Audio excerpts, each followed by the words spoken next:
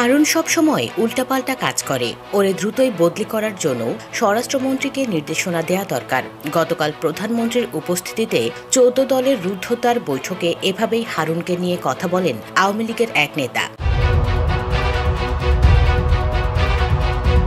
জানা যায়, কোটা সংস্কার আন্দোলন ঘিরে উদ্ভূত পরিস্থিতি সামলাতে আওয়ামী লীগের সাধারণ সম্পাদক ও সেতুমন্ত্রী ওবায়দুল কাদের এবং ঢাকা মহানগর পুলিশের গোয়েন্দা শাখার প্রধান হারুনুর রশিদের ভূমিকা নিয়ে প্রশ্ন উঠেছে ক্ষমতাসীন আওয়ামী লীগ নেতৃত্বাধীন ১৪ দলীয় জোটের বৈঠকে। কোটা সংস্কার আন্দোলনের ৭ সমন্বয়ককে ডিবি কার্যালয়ে রেখে তাদের দিয়ে আন্দোলন প্রত্যাহারের ঘোষণা দিয়ে ভিডিও চিত্র ধারণের বিষয়টি নিয়েও ১৪ দলীয় জোটের বৈঠকে আলোচনা হয়। এ বিষয়ে রাশেদ খান মেনন বলেন, ডিবি প্রধান হারুনের কর্মকাণ্ডে প্রমাণ হলো আমলা নিয়ে রাজনৈতিক সমস্যার সমাধান হয় না, রাজনৈতিক সমস্যার সমাধান রাজনীতিবিদদের দিয়েই করতে হয়। এদিকে ডিবি অফিসে যাকে তাকে ধরে নিয়ে যাবেন, তারপর খাবার টেবিলে বসাবেন, এভাবে জাতির সঙ্গে মশকরা করবেন না বলে সোমবার এক রিট শুনানির সময় মন্তব্য করেছেন হাইকোর্ট।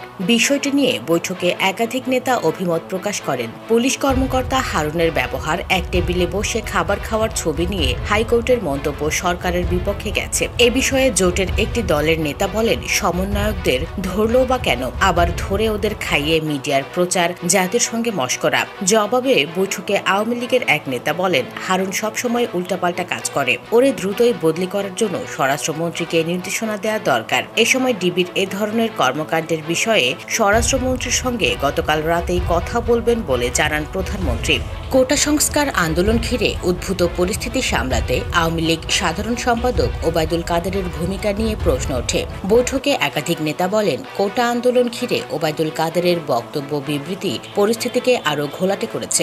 এ প্রসঙ্গে জাসদ সভাপতি হাসানুল হক ইনু বলেন, দলের ব্যর্থতা, প্রশাসনিক ভুল ত্রুটির কারণে পরিস্থিতি আরও জটিল হয়ে উঠেছে। এগুলো চিহ্নিত করে সমাধান করতে হবে। পুলিশের ব্যর্থতা ও ছাত্রলীগের ব্যর্থতা সহ যা আছে তার সবই তুলে ধরেন এ নেতা। তিনি আওয়ামী লীগ সাধারণ সম্পাদক ওবায়দুল কাদেরের ভূমিকা নিয়ে প্রশ্ন তুলে বলেন, তার বক্তব্য বিবৃতি পরিস্থিতি আরও ঘোলাটে করে তোলে। এ সময় ওয়ার্কার্স পার্টির সভাপতি রাশেদ খান মেননও ওবায়দুল কাদেরের ভূমিকা ও পুলিশি হস্তক্ষেপ নিয়ে সমালোচনা করেন। পরিস্থিতি সামলাতে প্রয়োজন হলে ১৪ দল নেতাদের সামনে আনা যেত বলে উল্লেখ করেন তিনি। গতকাল বিকেল ৫টায় শুরু হওয়া রুদ্ধদ্বার এই বৈঠক রাত ৯টা পর্যন্ত চলে।